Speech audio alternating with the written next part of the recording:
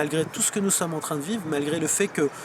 n'y a plus aucun doute sur le fait que la planète est en train de se réchauffer, malgré les conditions de vie ici, eh bien, tout ce qui est derrière nous va disparaître d'ici quelques semaines, va être bétonné littéralement pour construire une terrasse bétonnée.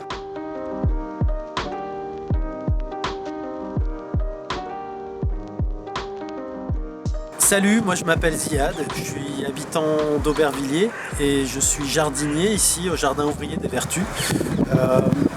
Vous ne le croirez peut-être pas, mais vous êtes en fait ici au cœur d'une des zones les plus construites, une des zones les moins vertes d'Île-de-France et peut-être même de France. On considère ici qu'en moyenne il y a 1,3 mètre carré d'espace vert par habitant à Aubervilliers, c'est-à-dire presque 30 fois moins que ce que recommande l'OMS dans une ville normale. Donc, et pourtant vous êtes dans un lieu extrêmement vert, vous êtes au milieu de ces jardins ils ont un siècle. C'est un des rares poumons verts de la ville. C'est un lieu qui est préservé par des ouvrières, des ouvriers, par toutes sortes de personnes qui cultivent ici des parcelles de 100-200 mètres carrés. On est entouré d'arbres, il y a plusieurs arbres également ici. Et en dehors de cet espace vert, presque tout autour de nous, et en dehors du fort qui est juste à côté, ce ne sont que des constructions, que des bâtiments. Ça fait 5 ans que je vis dans cette ville. Sur les 5 dernières années, je ne me souviens d'aucun été sans canicule. Mais vraiment aucun. Et quand je parle de canicule, ça veut dire plusieurs semaines au cœur de l'été où on n'arrive pas à respirer.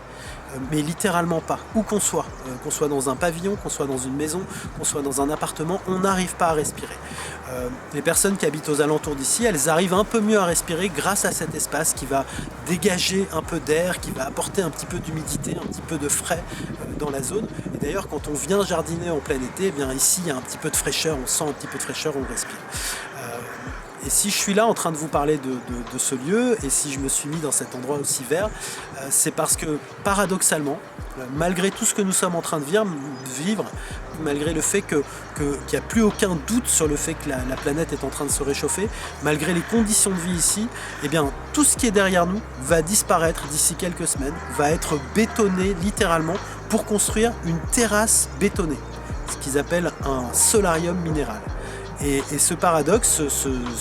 cette situation, ça fait des mois qu'on se bat pour la dénoncer, ça fait des mois qu'on essaye d'expliquer partout qu'il ne faut pas bétonner, que ça n'est plus possible de bétonner, que ça n'est plus possible d'artificialiser, comme on dit, les espaces verts dans cette zone et même peut-être en France. Et malgré ça, on n'arrive pas à être entendu parce que la terrasse bétonnée qui va être construite est attenante à une piscine olympique, à une piscine d'entraînement des Jeux Olympiques, et donc que c'est urgent et absolument nécessaire de la construire, c'est ce qu'on nous dit. On nous dit aussi que les enfants de la ville n'ont pas suffisamment de lieux pour apprendre à nager, et c'est tout à fait vrai, mais ils n'ont pas besoin de terrasses bétonnées à côté de cette piscine, et c'est vrai que les enfants d'ici n'ont pas de lieu pour apprendre à nager, et c'est absolument nécessaire de construire une piscine, mais d'abord peut-être pas une piscine olympique, et ensuite les enfants d'ici ont aussi besoin de respirer, et ils ont aussi besoin, moi je le sais parce que j'accompagne beaucoup d'écoles quand elles viennent visiter les jardins, ils ont aussi besoin d'apprendre ce que c'est que la nature, parce que j'explique presque toutes les plantes, je montre presque toutes les plantes et je dois décrire et expliquer non seulement aux enfants mais également aux professeurs qui ne savent presque jamais reconnaître un légume, qui ne savent presque jamais reconnaître un arbre, alors que c'est absolument nécessaire de savoir dans quel environnement on vit, de quoi on est entouré.